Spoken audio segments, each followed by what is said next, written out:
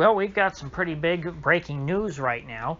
Dr. Chris Redfield of the Centers for Disease Control apparently wrote a letter to a bunch of different states on August 27th, so just a couple days ago, telling these states that they need to be prepared to distribute a COVID vaccine, technically a SARS-CoV-2 vaccine. By November 1st. Now, isn't that remarkable? Now, November 1st, what seems so odd about that date, other than the fact that it's incredibly early compared to when you would think that you'd be able to get a vaccine ready for, a disease like this, particularly when it is a class of virus which we've never really been able to effectively vaccinate people for. There was, of course, many attempts after the SARS outbreak in China, like what was that, 15 years ago or so, over 15 years ago. They tried to develop a vaccine for SARS in case it ever happened again, so that they could inoculate people against it. And what they found was that the vaccines really didn't work. In fact, in a lot of cases, the vaccines made the virus, attack you more. It made your body's reaction even more deadly. So the SARS vaccine never went anywhere. And of course, the common cold, which is technically, I believe, a type of coronavirus, we don't have a vaccine for that. So it is quite remarkable that Dr. Redfield thinks that there will be an effective vaccine not only completed, in time for November 1st, but that they will be able to, distribute and get out to everybody. And in fact, based on this letter, he seems to think the only thing that's really standing in their way is, local and state bureaucracy, which would prevent them from putting up these distribution centers. Now, you don't have to be some crazy, anti-Trump conspiracy theorist, libtard or something like that, to scratch your head a bit at this news. Especially since November 1st is right before the election. So, what a coincidence that, this miracle vaccine, completed in record time, by the way. It takes a long time to develop a vaccine for, even a normal disease, but a vaccine for a class of virus that so far it doesn't seem that anybody's ever been able to develop effective vaccines for. If you know any different, please correct me in the comments and link to a story, but all of this does seem rather suspicious. Of course, not too long ago, it was, Russia announcing their vaccine, and that they would be deploying it this fall. And everyone in the West was pretty much in agreement, saying, wow, seems like that came awful quick. I wouldn't want to be, one of the first people to try that vaccine. It seems like it was rushed through. Oops, I accidentally let that cough in there. I hope that doesn't come through too bad. I really don't want to have to go back and edit that out. So anyway, back to that Russian vaccine. It was only mere weeks ago that I was talking about that, and that people in the West, all of the, the wizards of smart, were saying, oh my gosh, this is terrible. Who would ever take this Russian vaccine? Those crazy Russians putting out a vaccine so fast. And of course, I said at the time that, yes, the people on TV would condemn this vaccine no matter what, because it's from Russia, and they wouldn't want Russia to have anything first before us because they hate Russia. But I still, even though I'm someone who doesn't, just instinctively hate everything Russia does, I'm not going to go up there and advocate people, try this vaccine or be the first ones to try it, because it does seem really, really quick that they developed it, and I would be scared to take it. And so the same thing goes, now when I'm in my own country here in the United States, I'm very, very skeptical of a vaccine that's going to be ready to be distributed across the entire country by November 1st. I think that's an even quicker timetable than Russia, because Russia, I don't believe, has any plans to completely distribute this vaccine to the general population by November the 1st. From what I understand, these first couple months, they're going in order of importance. They're getting it out to all of the healthcare workers and people like that, and then eventually it'll get down to the general population, once they're producing enough vaccines. So there is, perhaps reason to believe that this vaccine that the United States may be planning to distribute, because again, just because the CDC is saying that they want all of these states to be ready by November 1st, that doesn't necessarily mean that they know that there will be a vaccine ready to distribute and in production.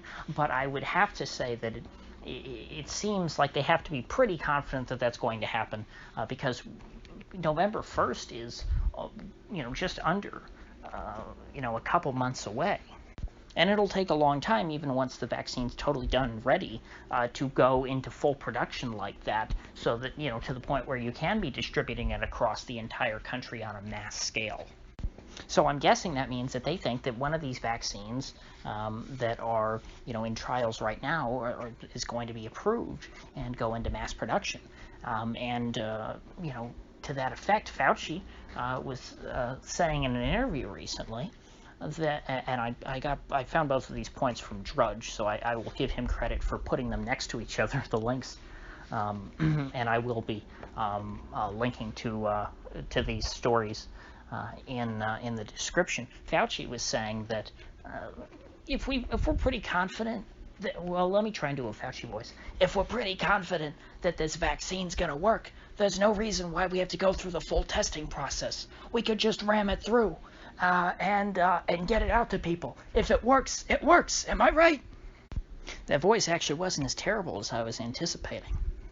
So, needless to say, Fauci's words on this topic are very disconcerting, and that wasn't a direct quote or anything. I was kind of ad-libbing his basic point, and that is that, if we feel like we've got enough data, there's no reason to go through the full, bureaucratic approval process, which is a spirit, I somewhat agree with.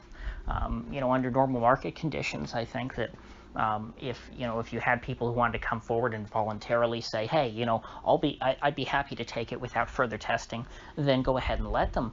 But given the way that this is going to be, that this vaccine will inevitably be pushed by I assume the mainstream media, although the mainstream media, because Trump is behind this, may be a little more skeptical than usual of this vaccine. But the way it will be pushed by the government in general, everyone will be told everyone needs to take it.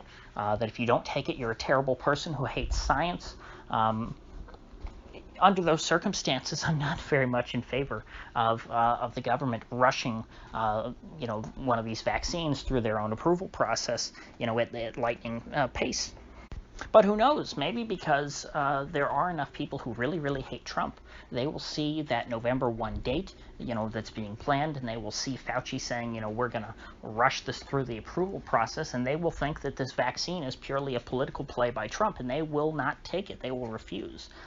Which, would kind of make sense, since the left historically is where most of the anti-vax people come from. But I think that, in this case, their fears are quite warranted.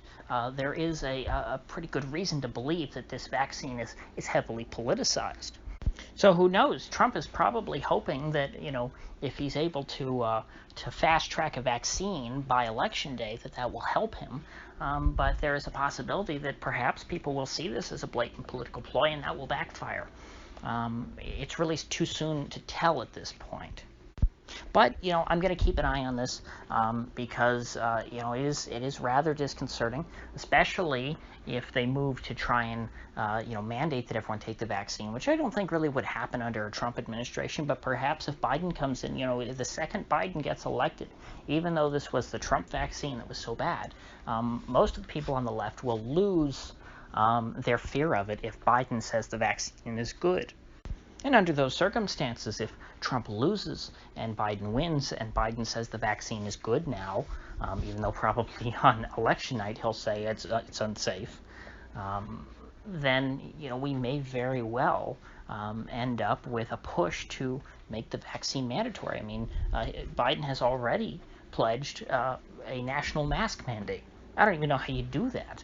I mean, you can't do it by executive order, but there's so many things that the president can't do by executive order that they do anyway. So perhaps we'll have a nationwide vaccine mandate too. So you'll have the worst of both worlds. You'll have Trump rushing through the vaccine to try and beat Biden, and then if Trump loses, which I don't think is a guarantee by any means, I actually think Trump's going to win, but let's say he doesn't, then you have Biden get in and mandate everyone takes Trump's rushed vaccine because now it's the Biden vaccine and it's good.